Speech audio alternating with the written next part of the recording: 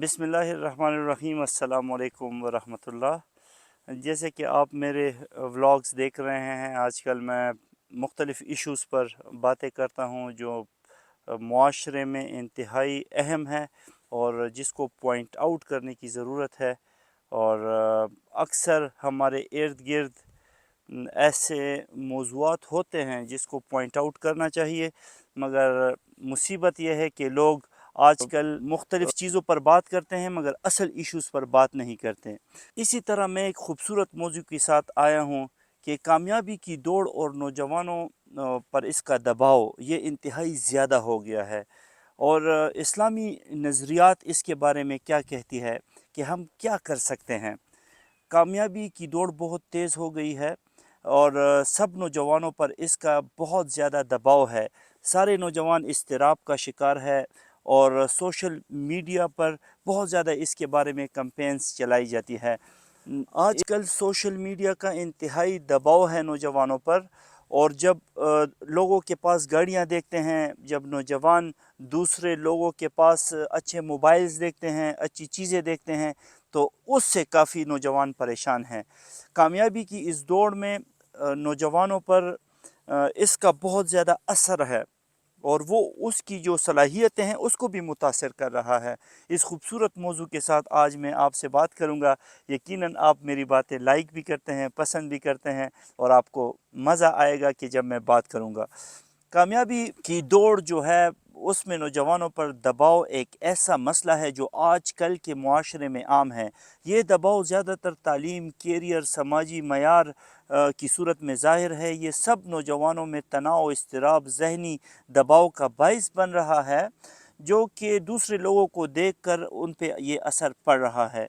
ज़हनी दबाव और इज़्तिराब नौजवानों में बढ़ती हुई तवक्कुआत की वजह से ज़हनी दबाव का बहुत ज़्यादा उनको सामना है और माँ बाप की तरफ से, ख़ानदान की तरफ से भी वो इंतहाई परेशान है। इसमें ख़ुद एतमादी की कमी भी नौजवानों में आ जाती है। तो आजकल नौजवानों पर बहुत ज़्यादा इन चीज़ों का दबाव है कि वो किस तरह मुआशरे में एक खूबसूरत ज़िंदगी गुजारे।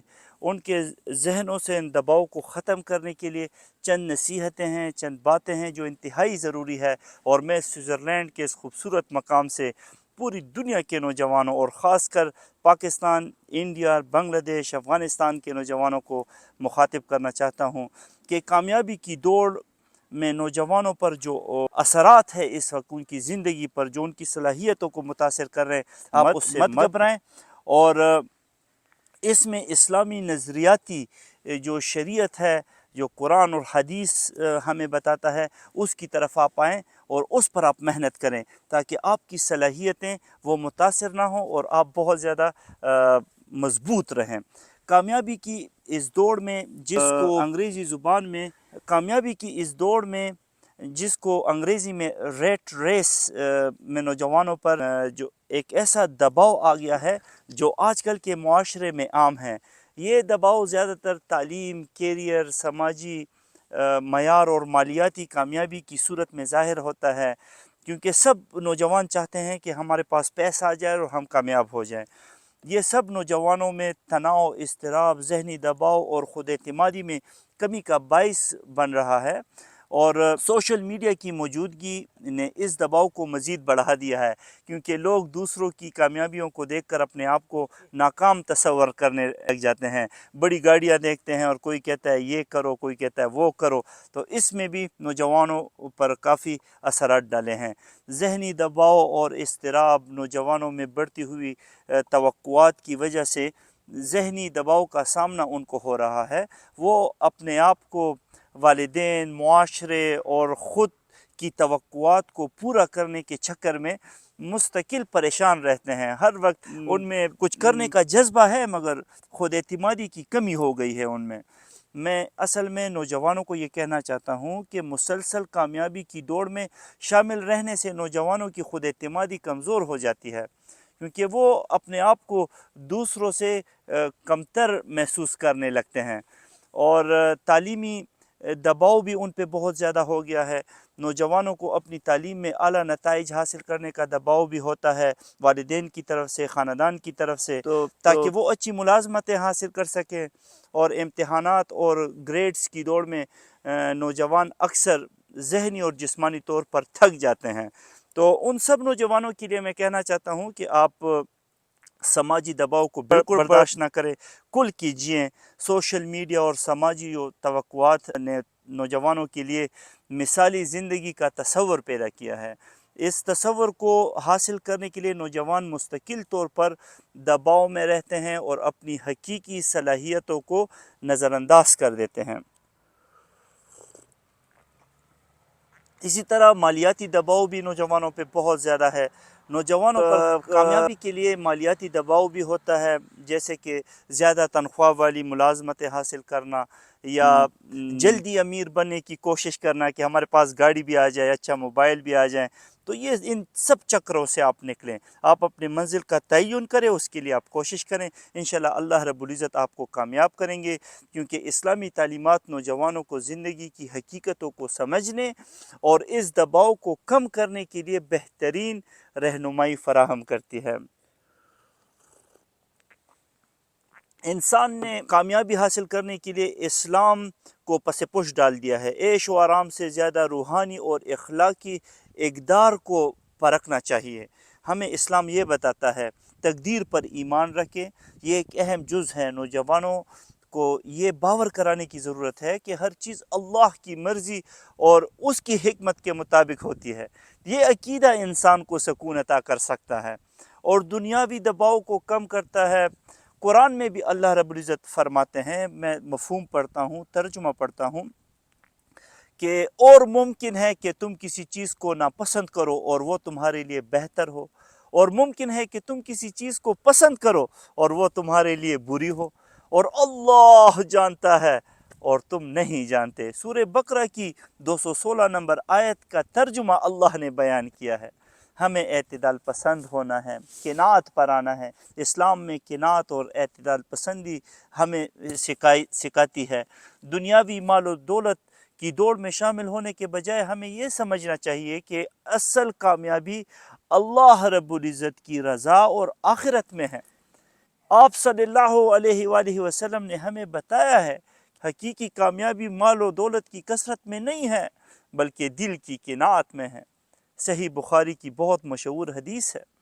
نوجوانوں کو اپنی کامیابیوں اور ناکامیوں کا جائزہ لینے کے بجائے صبر اور شکر کی روش اختیار کرنی چاہیے۔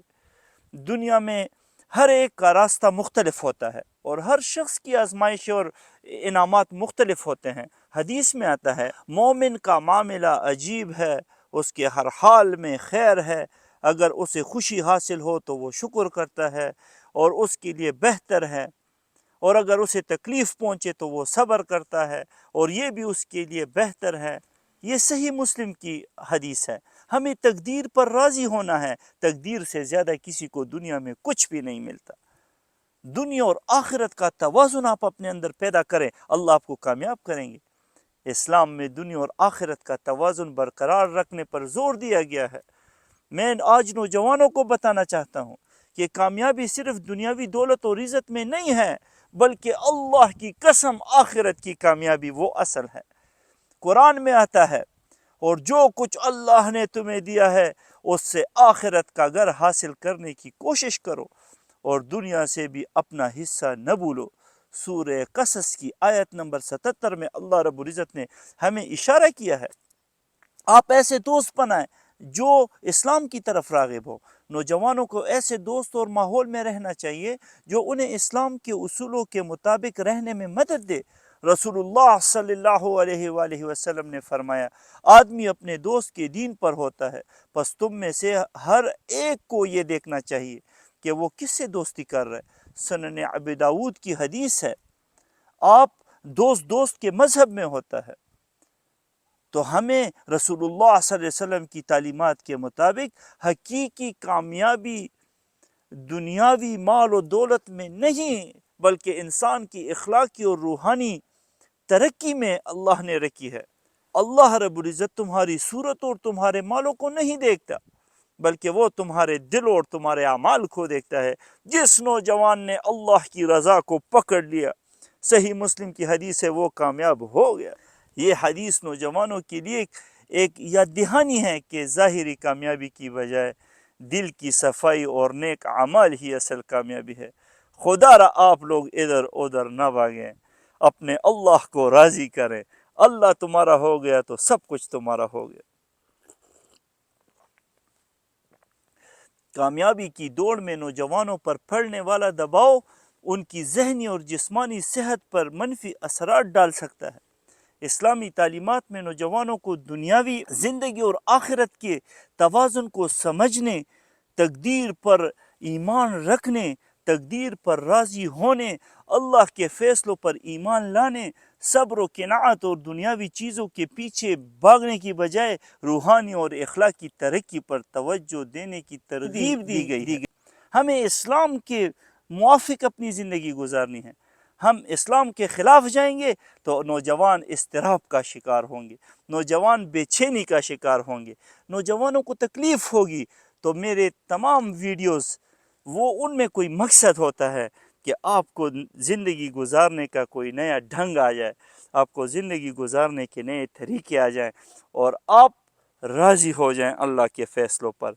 میری تمام باتیں سننے کے لیے، میری ویڈیوز کو لائک کرنے کے لیے، میرے تمام چینلز یوٹیوب، ٹک ٹاک، فیس بک اور رمبل کو لائک کرنے کے لیے، سبسکرائب کرنے کے لیے بہت بہت شکریہ۔ میں مزید اچھے موضوعات کے ساتھ آپ کے ساتھ مخاطب ہوتا رہوں گا۔ سوئٹزرلینڈ کے اس خوبصورت مقام سے ارباب فاروق جان آپ سب کو دل کی گہرائیوں سے سلام پیش کرتا ہے۔ السلام علیکم ورحمۃ اللہ۔